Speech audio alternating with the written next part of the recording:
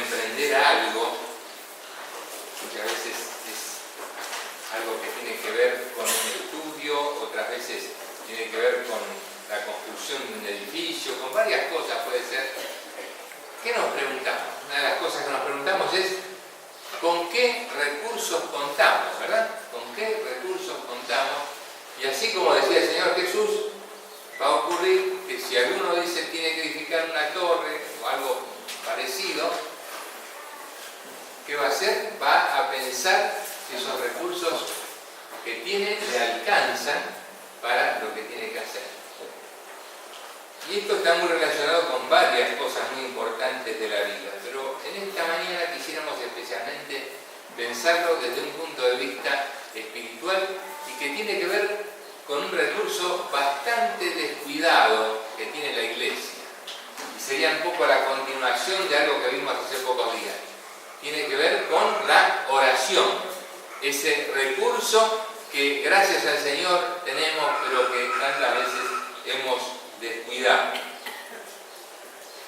Muchas veces nosotros cuando hablamos de este tema, cuando los pastores especialmente hablamos de este tema, la gente dice, bueno, eso de orar en una forma muy especial, eso de ver movimientos de avivamiento o cosas que pasan que hacen que la iglesia se consagre más y crezca en el evangelismo, crezca en los distintos aspectos de su tarea. Algunos nos dicen, eso ya terminó, eso ya pasó, eso fue cosa de los tiempos de Wesley, de los tiempos de Finney, de los tiempos de Moody o algunos de esos grandes hombres de Dios. Pero muchos creen que eso hoy no ocurre, que eso entonces es un tema del pasado. Pero la gran pregunta es ¿por qué hubo momentos en que la iglesia pudo consagrarse en una forma especial, pudo avanzar realmente en su obra? Yo creo que acá debe haber varios memoriosos, espero por lo menos, que recordarán, hace un tiempo el pastor Leconte estuvo hablando de algo de estos avivamientos y estuvo hablando de una forma muy particular en una reunión en el seminario que recuerdo muy bien y en algunas reuniones acá, especialmente del ministerio de ese gran hombre de Dios, el gran evangelista que era Dwight L. Moody, gran evangelista del siglo XIX.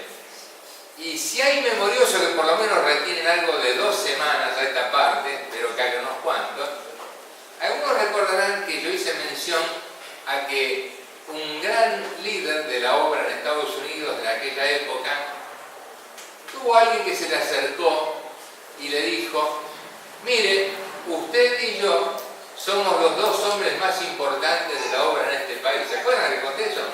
Bueno, el que cuenta eso en uno de sus libros era el ayudante general del evangelista Moody, que era el doctor Rubén Torrey. Y fíjense lo que él dice. Él hablando de este tema, siendo un hombre muy conocedor, porque además de ayudante general de Moody, fue uno de los fundadores de lo que se llama hoy día el Instituto Bíblico Moody, una institución teológica sumamente prestigiosa a nivel mundial. Él dice así, la historia de la Iglesia de Jesucristo sobre la tierra ha sido mayormente una historia de avivamientos. Humanamente hablando, la Iglesia de Jesucristo debe su misma existencia hoy en día a tales movimientos. Vez tras vez, la Iglesia ha parecido estar al borde de un naufragio completo. Pero en ese momento, Dios ha enviado un gran avivamiento y la ha salvado.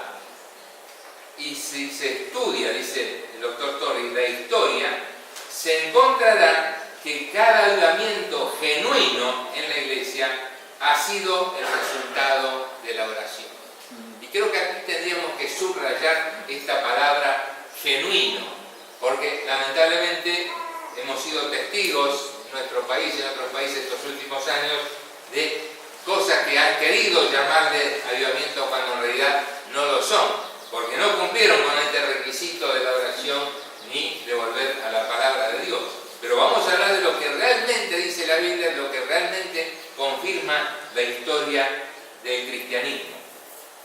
Quisiéramos notar en primer lugar sobre el tema de la oración que como pueblo de Dios en gran parte nosotros hemos olvidado esta gracia, esta gran bendición de la oración. Dios no ha cambiado su método de contestar las oraciones, pero podemos decir lamentablemente, subrayado lamentablemente, los creyentes hemos perdido el secreto de la oración eficaz. Veamos qué nos dice para relacionar el tema. Después voy a mencionar otros pasajes, pero uno de los pasajes focales. Primera carta a los Tesalonicenses, capítulo 5. Vamos a leer para dar contexto a algunos versículos, el que va a ser más que nada muy breve, pero quisiera dar contexto. Entonces, les invito a que busquemos Primera Tesalonicenses, capítulo 5, a partir del versículo 16. Ahí hay varios imperativos, hay varias cosas que se dicen que están a modo de una orden, de un imperativo, de cosas que realmente se espera que nosotros los cristianos, que nosotros los creyentes hagamos, si es que realmente queremos tener una vida que agrada a Dios y si es que realmente queremos tener verdaderos resultados y no falsos resultados en nuestra vida. Sí, primera carta a los Tesalonicenses, el último capítulo, que es el 5, a partir del versículo 16 y seguimos. 5 y 6. Por nada. Estad siempre gozosos, orad sin cesar, dad gracias en todo, porque esta es la voluntad de Dios para con vosotros en Cristo Jesús. No apaguéis al Espíritu, no menospreciéis las profecías, examinadlo todo, retened lo bueno. Absteneos de toda especie de mal, y el mismo Dios de paz os santifique por completo, y todo vuestro ser, espíritu, alma y cuerpo, sea guardado irreprensible para la venida de nuestro Señor Jesucristo. Fiel es el que os llama, el cual también lo hará. Y seguramente muchos ya están intuyendo que quiero hacer hincapié en el versículo 17, que es uno de los versículos más cortos de toda la Biblia. El más corto es aquel que dice Jesús lloró, ¿verdad? Está en el Evangelio según Juan. Y este tiene solamente una palabra más, 3 palabras. Orar sin cesar. Esto creo que es fácil de recordar y cada uno de nosotros tendría que tenerlo presente en forma constante. Orar sin cesar. Luego, como dije, con la ayuda del Señor vamos a ver algunos más. Pero esto nos hace pensar, hermanos, que si acá dice orar sin cesar, la verdad sea dicha, cuando analizamos nuestra vida, cuando analizamos la vida de las iglesias del día de hoy, son pocos los casos que esto se esté practicando también. Son pocas las personas que puedan decir que están viviendo tanto esto y pocas, lamentablemente, las iglesias que lo están haciendo. Entonces decimos, Dios no ha cambiado su método de contestar las oraciones, pero los creyentes hemos perdido el secreto de la oración eficaz. Y recordemos que Santiago en su carta, en la última parte, dice, la oración eficaz del justo puede mucho, ¿verdad? Sabemos que somos justos porque el Señor nos declaró justos, no porque seamos justos con nosotros mismos, ¿verdad? Pero Abraham creyó y su fe le fue contada por justicia. Y cada uno de nosotros puede decir el nombre y decir que hemos creído y por eso nuestra fe nos ha sido contada por justicia. En ese sentido es que se nos llama justos a los creyentes. Por eso podemos decir, Dios ha querido que la oración sea un arma o sea una herramienta que quede en las manos de su pueblo, para que su pueblo pueda realmente utilizarlo. Por eso tenemos que decir que además de estos hombres que hemos mencionado, que fueron grandes siervos de Dios, que guiaron momentos tan clave para la historia del cristianismo como Wesley, Moody y otros, la oración también está para ser utilizada por nosotros en el día de hoy. Entonces, la gran pregunta que muchos estarán haciendo hasta este momento debe ser, bueno, ¿quiere decir entonces con lo que está diciendo el predicador que la oración sirve solamente para hablar de los avivamientos, que solamente hay que orar por esto. Por supuesto que la oración, además de tener que ver, como hemos demostrado en la Biblia y en la historia del cristianismo con los avivamientos, es útil para muchísimas cosas más. Porque entre tantas, no podemos agotar el tema, entre tantas podemos decir, sirve para orientar nuestras decisiones. Para que antes de tomar una decisión, nosotros le preguntemos al Señor, Señor, ¿qué quieres que yo haga? ¿Qué estás esperando de mí en esta situación, o de mi familia, o de mi iglesia en esta situación? Espero que todos lo estemos haciendo, ¿verdad? Lo que dijo el pastor hace un momento aquí, al hablar de la próxima asamblea, es una situación clave, pero debe ser siempre también, que la iglesia piense qué es lo que está queriendo el Señor. En la iglesia nosotros no estamos para actuar por impulsos humanos, no estamos para actuar por emociones, no estamos para actuar por amiguismos. Todas esas cosas dejémoslas para el mundo, son las cosas que el mundo maneja. El Señor Jesús dijo, entre vosotros no será así.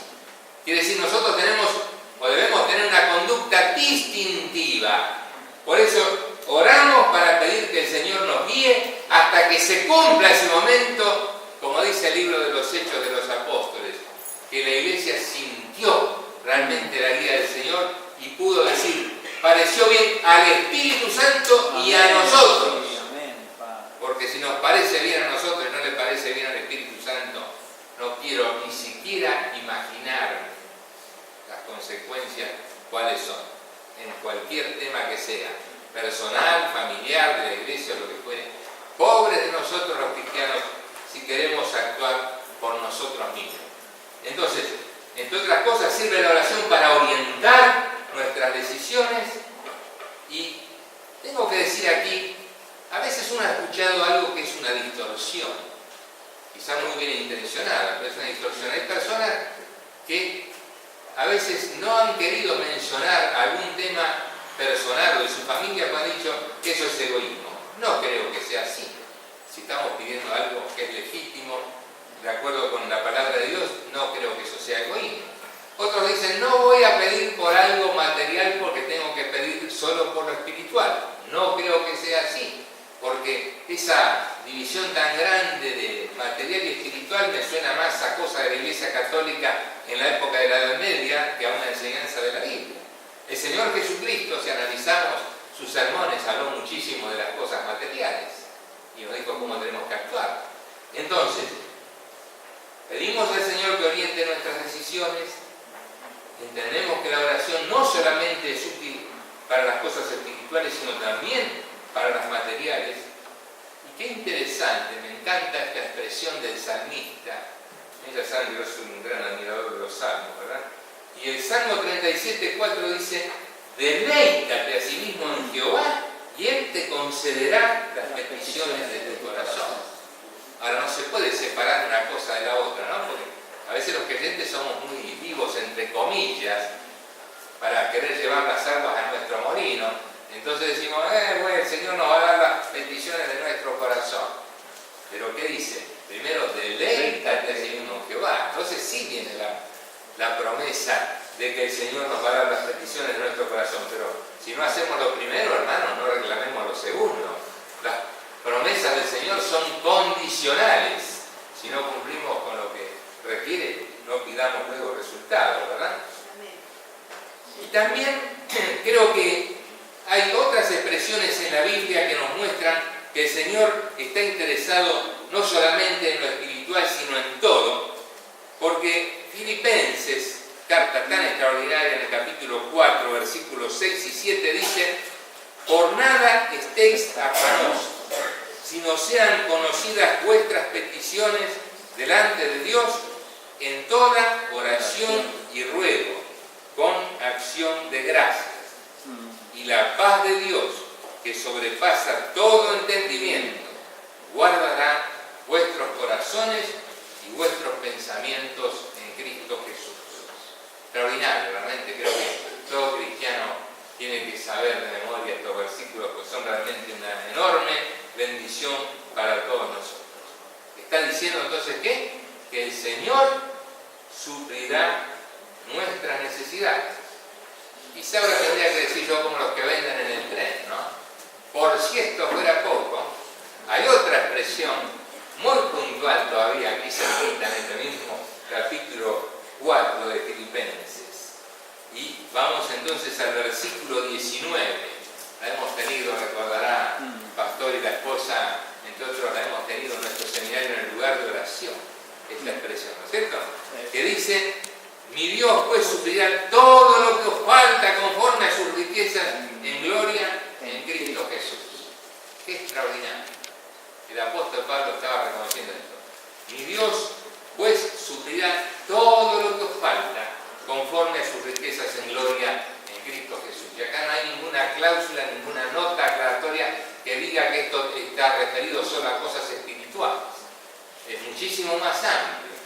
Todo lo que os falta conforme a sus riquezas en gloria en Cristo Jesús. Todo esto creo que debe ser recordado por cada cristiano. También tenemos una expresión sumamente interesante en el Evangelio según Juan, formando parte de lo que llamamos el discurso de despedida de Jesús, en el capítulo 15, versículo 7, dice: si permanecéis en mí y mis palabras permanecen en vosotros, pedid todo lo que queréis y os será hecho. Por supuesto, esto, al tener esa limitación, se está refiriendo a todo lo que está encuadrado dentro de la voluntad del Señor. Pero si así fuere, el pedido es legítimo y encuadra con el propósito de Dios para nosotros, entonces pedimos lo que queremos y nos será hecho. Lógicamente hay que ver todo el contexto general bíblico para entender cada una de estas cosas. No tenemos tiempo de ver puntualmente cada una, pero creo que todos entendemos por lo menos lo suficiente. Y alguien dijo muy acertadamente: Dios espera que oremos para mover su brazo. O sea, no es que nosotros podemos forcejear con el Señor, pero muchas veces Dios quiere actuar, pero está esperando que nosotros lo pidamos, está esperando que nosotros lo deseemos, eso que estamos pidiendo, y ahí entonces Dios va a mover su brazo. Un ejemplo muy interesante, también fue tocado no hace mucho este tema, Hechos capítulo 12, versículo 5. Así que Pedro estaba custodiado en la cárcel, pero la iglesia hacía sin cesar oración a Dios por él. ¿Ven cómo se relaciona, ¿cierto? Orar sin cesar, y aquí la iglesia hacía sin cesar oración a Dios por él. Y esto tiene que ver con algo también muy interesante, una pregunta muy legítima, y es: una vez que oré por algo, una vez que le presenté algo al Señor, ¿puedo volver a eso o tengo que decirlo una sola vez y termino? Espero que nadie haya entendido mal mi mensaje anterior cuando yo hablé de las vanas repeticiones, porque no he querido decir que volver al Señor con un motivo, que reiterar una petición, eso sea una vana repetición. Me referí a cuántas cosas usamos dentro de la oración que no tienen sentido. ¿Se acuerdan que conté aquel, no? Decía: Señor, hablando en nuestros corazones como manteca en el tiempo de verano. ¿Se acuerdan de eso, no es cierto? Bueno, y hay un caso que un autor que escribe sobre el tema de la oración y habla de los grupos, dice que en una oportunidad una sola persona oró por más de 15 minutos y no solamente decía oro por el hermano fulano de tal, sino decía que vive, por ejemplo, en la calle Belgrano 599, así. Y llegó un momento que parece que no sabía más que decir, y dijo: y Señor, ¿qué te diré? Y uno saltó y dijo: dígame. Y se termine una vez y no tiene nada para decir. Bueno, sobre el tema del amén también, no me quiero ir del tema, pero también tenemos que ver, hermanos, hay distintos extremos, y los extremos no son buenos. Yo recuerdo Pablo Sosa, este gran músico evangélico aquí de nuestro país, de la Iglesia Metodista. Él a veces se enojaba porque terminaban de cantar un himno y no decían el amén. Y les hacía cantar el amén en la manera que cada amén se canta según el himno. Y yo creo que está en los dos extremos, ¿no es cierto? Los que no dicen amén nunca, entonces parece que uno estuviera hablando, que no sé qué cosa cosa rara que no se entendiera. Y en ese sentido, cuando el amén está bien utilizado, muestra que se está siguiendo el hilo, que se está siguiendo la atención y que la iglesia se siente identificada con la enseñanza de la palabra. Ahora, cuidado, ¿no? Cuando se usan palabras así en una forma automática. Hay algunos que tienen la costumbre, cuando el predicador hace una pausa, tiran algo, ¿no? Por ejemplo, la palabra aleluya.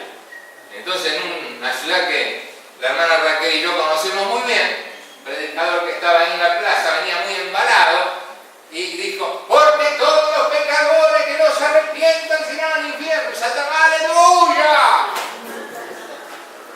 Entonces, ¿qué imagen dio?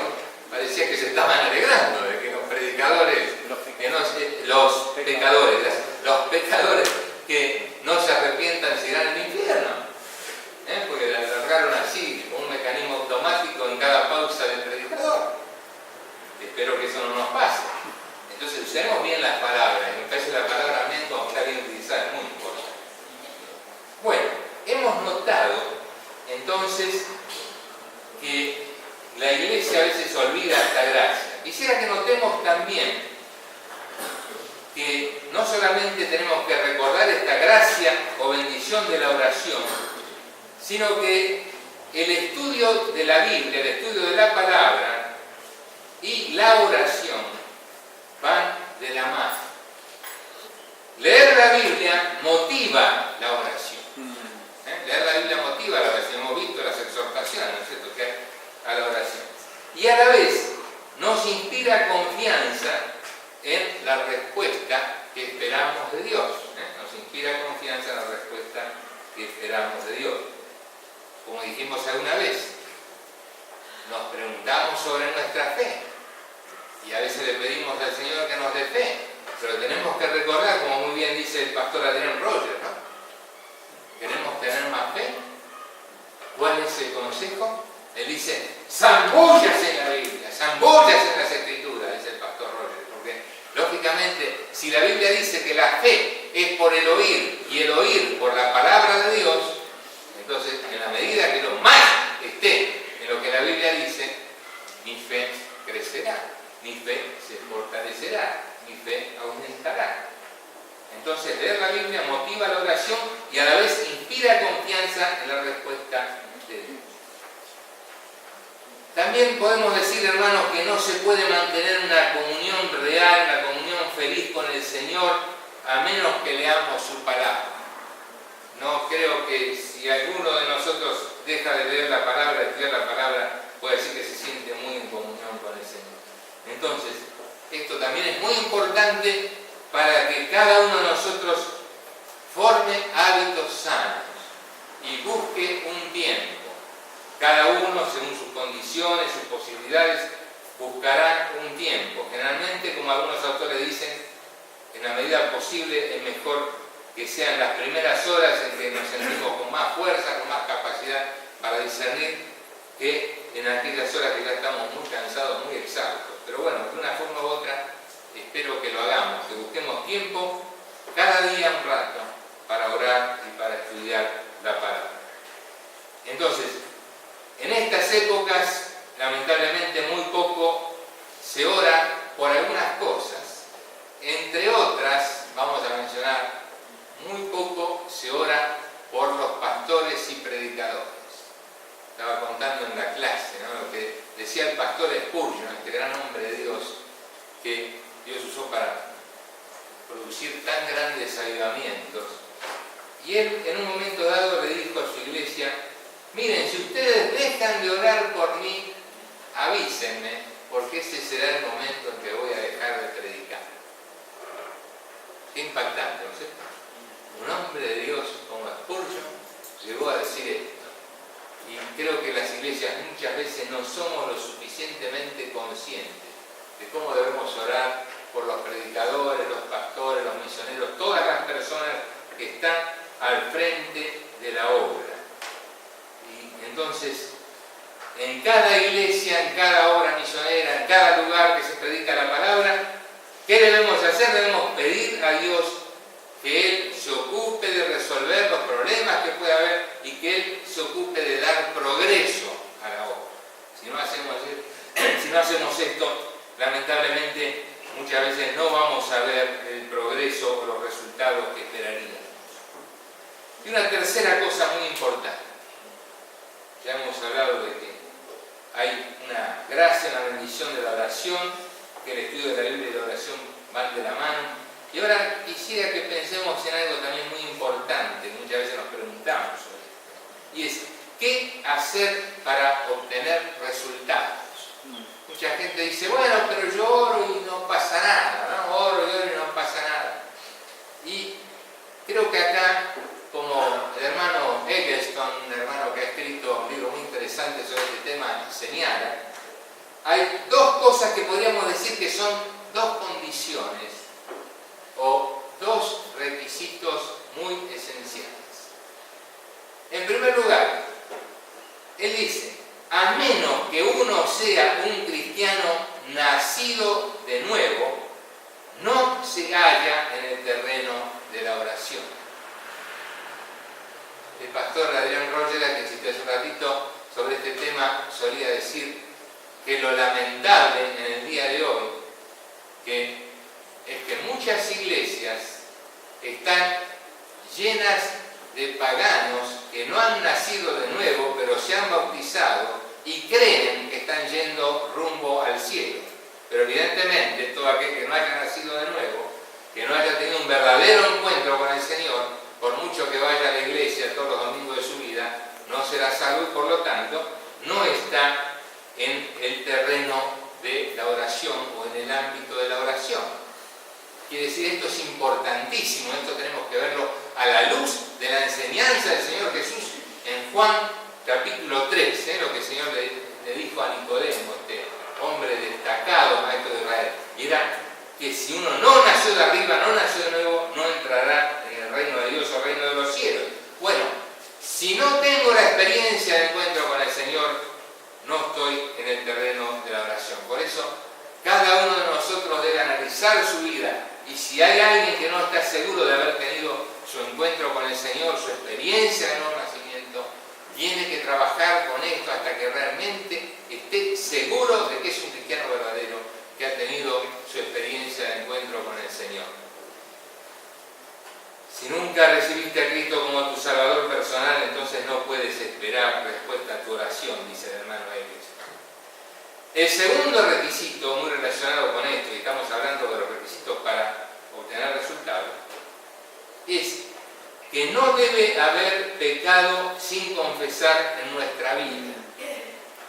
Hay algunas denominaciones por las cuales tengo un gran respeto, pero creo que en esto están equivocadas, que enseñan que uno logra o alcanza aquí en la tierra la perfección cristiana. Entonces, y lo que la palabra nos está diciendo es que nosotros lo que tenemos que hacer es pedir a Dios perdón, confesar nuestro pecado y pedir perdón, como vimos en nuestra clase hoy también, lo que hacía Esdras por su pueblo. Entonces, necesitamos estar en paz con Dios y con los hombres. Con Dios y con los hombres. Por eso la Biblia dice que a veces hay estorbo en nuestras oraciones. A veces hay ciertas interrupciones que molestan. Como a veces estamos escuchando un programa de radio, ¿no? Una visión, y hay interferencias que molestan, que no dejan escuchar bien. Bueno, a veces pasa eso en nuestra vida. Si hay pecado no resuelto, si hay pecado sin confesar. Acá tenemos que ir a lo que dice el salmista en el Salmo 66, versículo 18. Sería lindo que lo leamos todo, pero me voy a repetir esta frase. El salmista dice, si en mi corazón hubiese yo mirado a la iniquidad, el Señor no me habría escuchado. Entonces, ¿a qué me atengo, verdad? La iniquidad que hay, la maldad que hay, el pecado que hay, sé que lo hay que confesárselo al Señor, hay que pedir perdón, y si hay que reparar en algo que el Señor indica, hay que hacerlo también. Entonces, hermanos, quisiera que entendamos que el tema da para muchísimo más, pero no tenemos tiempo de tocar ya más puntos esta mañana. Espero que cada uno de nosotros realmente dé valor a este recurso que el Señor nos dejó, no solamente para pensar en los avivamientos, sino para pensar en todas las otras cosas que dijimos, que nos demos cuenta que va de la mano con el estudio de la Biblia en nuestra oración, y que si queremos obtener resultados, primero tenemos que ser del Señor y luego no debe haber pecado sin confesar en nuestra vida. Necesitamos entonces relacionar esto con lo que hemos cantado esta mañana y tener confianza de que Dios contesta la oración que es de acuerdo con su voluntad. Tener confianza en que Dios contesta la oración que es de acuerdo con su voluntad. El poder no viene por medio de un sistema, no viene por recursos humanos, sino realmente viene por medio de la comunión con el Señor y la oración que tenemos cuando estamos en esa comunión con el Señor. Vamos a orar y vamos a pedirle a Dios que nos ayude a implementar estas cosas en nuestra vida. Padre, gracias te damos en esta mañana. Gracias, Señor, porque tú nos has ayudado tanto, Señor. Y tantas veces reconocemos que pese a nuestros fracasos, pese a nuestras falencias, Señor, tú siempre has tenido misericordia de nosotros. Gracias porque, como dice tu palabra, sabemos que tenemos abogado para con el Padre a Jesucristo el justo. Hoy te pedimos, Señor, que perdones toda nuestra negligencia en el cumplimiento de nuestros deberes espirituales. Nuestra negligencia en orar, nuestra negligencia en estudiar tu palabra, en concurrir a las reuniones, en preocuparnos por los hermanos y en tantas otras cosas. Señor, perdónanos y además de perdonarnos, ayúdanos a que podamos ver verdaderos cambios, verdaderas transformaciones, Señor, en nuestras vidas, para que las cosas sean de acuerdo con tu voluntad. Cada vez se note más que son así, de acuerdo con tu voluntad. Te lo rogamos y te lo agradecemos todo. En el nombre de Cristo Jesús nuestro Señor.